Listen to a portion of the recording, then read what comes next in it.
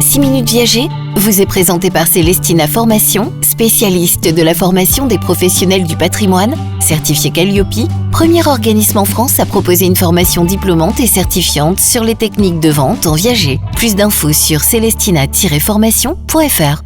Bonjour et bienvenue dans ce nouvel épisode du podcast 6 minutes viager. Je suis Marc Ezrati, je suis avec Brigitte Courgeon, fondatrice de Célestina Formation, spécialiste du viager et praticienne en psychothérapie. Bonjour Brigitte. Bonjour Marc. Brigitte, pourquoi est-ce si important de laisser du silence dans un rendez-vous viager ? Parce que le silence parle. Le silence n'est pas muet. Le silence veut dire des choses. Le silence, ça veut dire qu'ils ont besoin de décanter quelque chose qu'ils ont dans leur tête. Parce que lorsque une personne âgée fait venir quelqu'un chez lui, déjà, c'est pas anodin non plus. Mais le fait qu'il y ait des silences, ça veut dire qu'il y a des peurs derrière, ça veut dire qu'il y a peut-être de la colère, ça veut dire qu'il y a beaucoup d'émotions qui doivent parler et qui sont en train de se poser la question s'ils doivent faire confiance à la personne qui sont en face d'eux pour pouvoir délivrer leur silence. À quoi ressemble un silence constructif, selon vous ? C'est de pouvoir tirer la ficelle, c'est-à-dire de leur faire dire un mot. Un mot suffit, mais un mot n'apporte un deuxième, et on avance, et on avance, et on avance. Et c'est ça le silence constructif. Un silence bien accueilli, est-ce qu'il peut faire avancer plus que...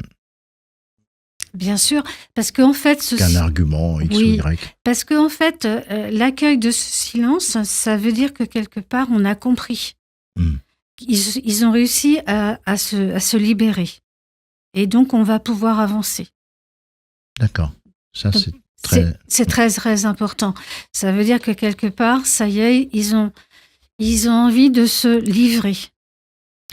Comment éviter de remplir ce silence par réflexe ?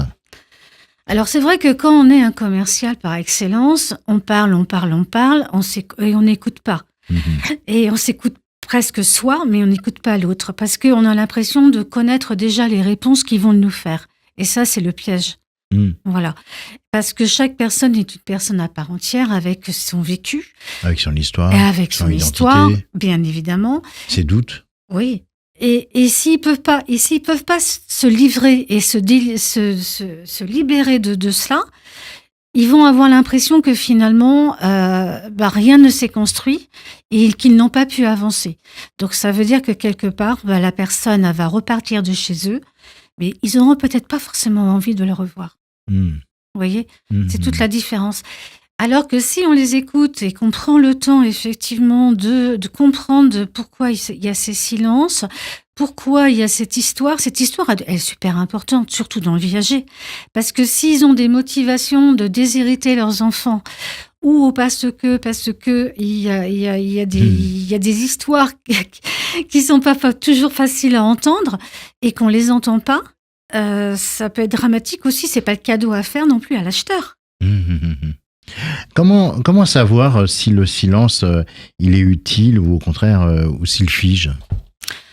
Il fige jamais le silence. Le silence ne fige pas, c'est pas possible. Alors comment savoir qu'il est utile ? Il est utile parce que ça permet de faire des pauses. Encore une fois, on a des populations dites vulnérables en face de soi. D'accord ? Donc ils ont besoin de ces pauses. Ils ont besoin d'avancer à leur rythme. On n'a pas le même rythme quand on a 40 ans et quand on a 80 ans. Ils font rentrer quelqu'un chez eux, ils vont raconter leurs histoires et leur vie, et ils ont forcément quelque chose en tête. Et c'est quelque chose en tête, on se doit de les connaître. Est-ce que, selon vous, c'est une forme de respect ? Oui, obligatoirement. Toujours. Le respect, c'est fondamental. Voilà. La personne, c'est un humain. On n'est pas sur des chaussettes. Les gens le sentent, ça, le respect. Ah, mais complètement. Ils le sentent, ils le savent, ils le ressentent. Ça, on le voit dans leur comportement pendant le rendez-vous. Souvent, ils sont figés au départ. Ils sont un petit peu sur... Ils regardent. Ils regardent. On est structé de la tête aux pieds, comme on est habillé, si on a des chaussures, si nos mains sont bien entretenues. Et au fur et à mesure du temps, oui, c'est du respect. Merci Brigitte pour cet échange. On se retrouve très bientôt pour un nouvel épisode de 6 minutes viager. À très bientôt. À très bientôt. 6 minutes viager vous a été présenté par Célestina Formation, spécialiste de la formation des professionnels du patrimoine, certifié Calliope, premier organisme en France à proposer une formation diplômante et certifiante sur les techniques de vente en viager. Plus d'infos sur celestina-formation.fr.